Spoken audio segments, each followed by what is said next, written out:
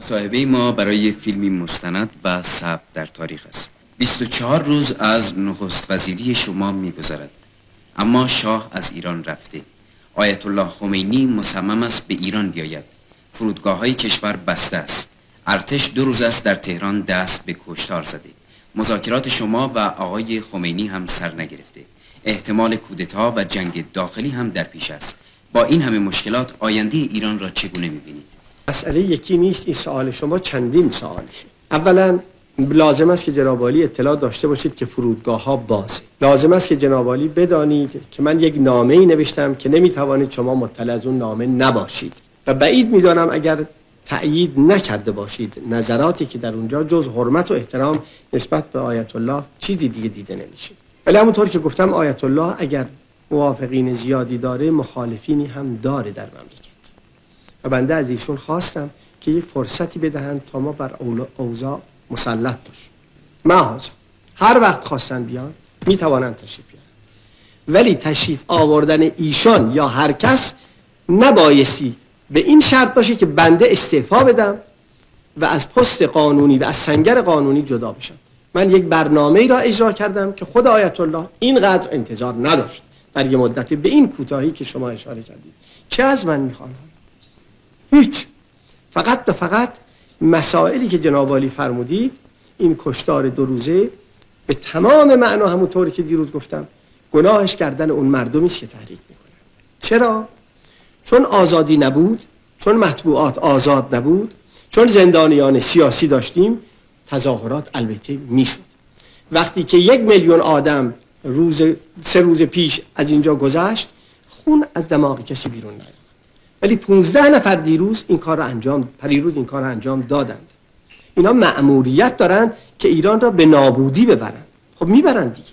ولی من میایستم که این کار نشه.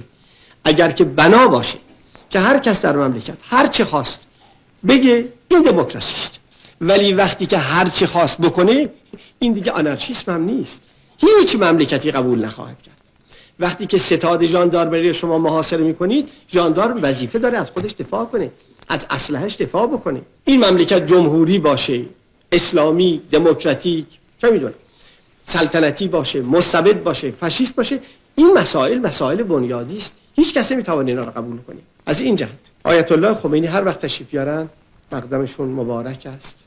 بنده گفتم حاضرم تضمین بکنم ورود ایشون را، یا خود دوستان و اطرافیان نزدیکشون بکنن، اون امری سلامتی، ولی مسئولیت نباید لوث بشه. وقتی هم آمدند اگر برنامه‌هایی دارند و ارائه بیدند با کمال احترام ما گوش خواهیم داد. ولی اگر میخوان نخست وزیر بشن یا یه چیزی شبیه به این، بنده در جای خودم بسیار راحتم با تمام مشکلات.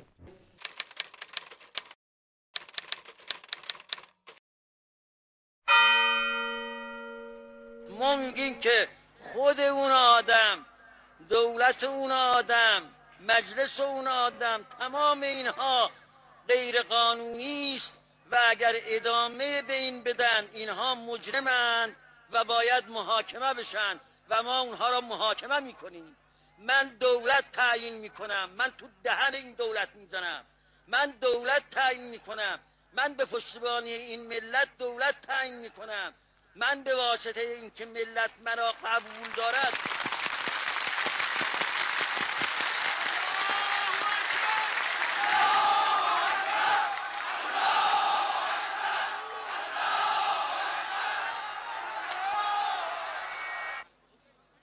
این آقا که خودش هم خودش را قبول ندارد، رفقاش هم قبولش ندارند، ملت هم قبولش ندارد، ارتش هم قبولش نداره. فقط آمریکا از این پشتیبانی کرده و فرستاده به ارتش دستور داده که از این پشتیبانی بکنی. انگلیس هم از این پشتیبانی کرده و گفته است که باید از این پشتیبانی بکنی. یه نفر آدمی که نه ملت قبولش دارد، نه هیچ یک از طبقات ملت از هر جا بگیش قبولش ندارن. بله چند تا از اشرار را دارن که میارن توی خیابان ها، از خودشون از این اشرار فریادم میکنن، از این حرفا میزنن، لکن ملت این است. این ملت میگه که در یه مملکت که دوتا دولت نمیشد، خب واضح هستیم یه مملکت دوتا دولت نداره، لکن دولت غیر قانونی باید برد. تو غیر قانونی هستی. دولتی که ما میگیم دولتی است که متکی به آراء ملت است، متکی به حکم خداست. تو باید یا خدا را این کار کنی یا ملت را. باید سر جاش بشیند این آدم، و یا اینکه به امر آمریکا و اینها وادار کند یک دسته از اشرار را این ملت را قتل عام کنند. ما تا هستیم نمیگذاریم اینها سلطه پیدا کنند. ما نمیگذاریم دوباره اعاده بشد اون حیثیت سابق و اون ظلم های سابق. ما نخواهیم گذاشت که محمد رضا برگرده. اینها میخوان برش گردانن. بیدار باشید ای مردم، بیدار باشید. نقشه دارن میکشن، ستاد درست کرده متن در اون جایی که هستش، روابط دارن درست میکنن، میخوان دوباره ما را برگردانن به اون عهدی که همه چیزمون اختناق در اختناق باشد و همه هستی ما به کام امریکا برد. ما نخواهیم گذاشت، تا جان داریم نخواهیم گذاشت. و من از خدای تبارک و تعالی سلامت همه شما را خواستم و من عرض میکنم بر همه ما واجب است که این نهضت را ادامه بدیم تا اون وقتی که اینها ساقط بشن و ما به واسطه آراء مردم مجلس سنا درست بکنیم و دولت اول را، دولت دائمی را تعیین بکنیم.